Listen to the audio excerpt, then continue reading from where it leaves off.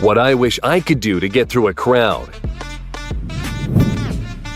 Some people travel with their cats and dogs, and this woman travels with a Himalayan brown bear. And the animal even knows how to fasten the seatbelt.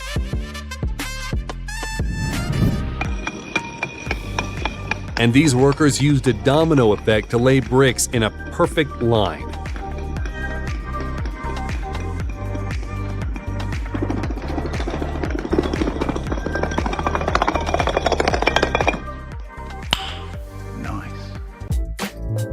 A construction worker is a builder, a loader, a gymnast all in one.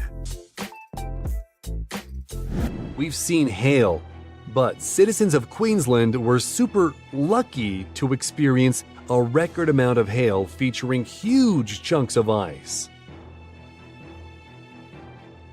Thousands of sparrows fell to the ground in Bali when heavy rainfall made their wings too wet to fly. I never knew there were so many of them. Thanks to the person behind this footage, we now know that clouds can form waves. This was filmed over 2.5 hours.